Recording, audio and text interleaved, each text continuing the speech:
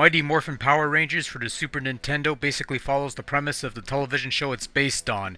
You control the Power Rangers in their battle against the diabolical forces of Rita Repulsa, a crazy witch who gets a headache every time one of her monsters is defeated.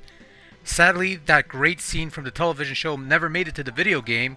In fact, there's very little in terms of story progression in this game. You just battle through putties, navigate the levels, defeat the boss monsters at the end of each level, and eventually face the final challenges in your spiffy Megazord. It's not much more than that, I'm afraid. Also, there's no Green Ranger, but don't worry, Sega's got you covered in that department. But I digress. Mighty Morphin is a pretty straightforward side-scroller with beat-em-up and platforming elements. There are 7 levels in the game, each of them following the same premise with the exception of the final 2. You start each stage with your teenager with attitude of choice, navigating through the level and fighting putties for the most part. Upon encountering the boss monster at the halfway point of the level, you'll instantly morph into a Power Ranger and continue onwards, where the more hazardous challenges lie before the eventual final oh, wait, is that supposed to be a Ranger? Really? Those look more like steroid Rangers. I know it's nitpicky and such, but is this the best Ranger sprite they could come up with?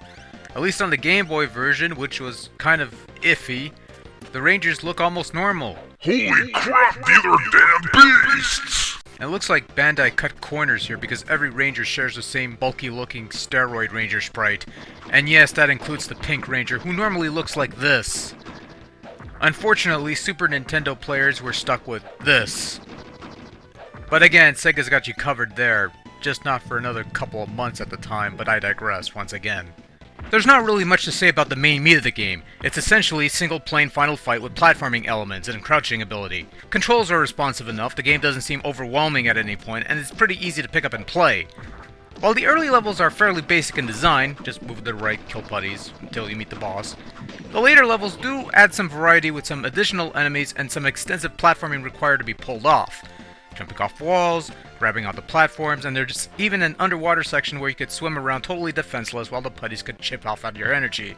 So there's that attempt to make the game less monotonous, and it kinda works. It's a solid game for the most part. The only sad thing is that there's no 2-player mode, which honestly sucks considering the whole teamwork thing that was the driving force behind Power Rangers back in the day. But don't worry, they sort of fixed that in the next game. Sort of. Kind of.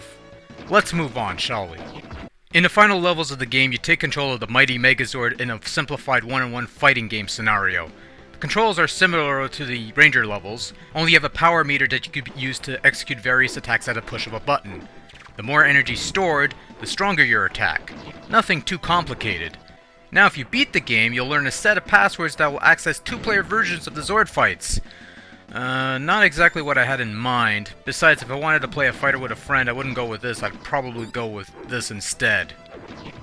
Or, maybe even this! Since it's a much better fighting game, but that's another story.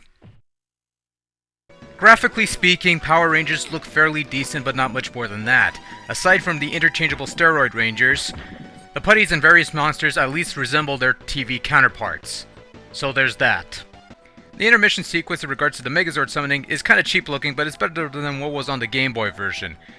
Yeah, I know that goes without saying, but even the Game Gear version had a much better Megazord summoning sequence. Sometimes it's all about the presentation, and the Nintendo versions were lacking in this regard. Sound in this game is fairly average stuff, nothing to get excited about, but nothing utterly terrible either. You have your standard stock sounds for punches and kicks and what have you, and the music tracks are fairly decent jingles, but nothing memorable. To this game's credit, however, it does have the best rendition of the Power Rangers theme song among the various 16-bit video game releases. At least I'd like to think so. So, that's Power Rangers on Super Nintendo, and overall it's not such a bad game.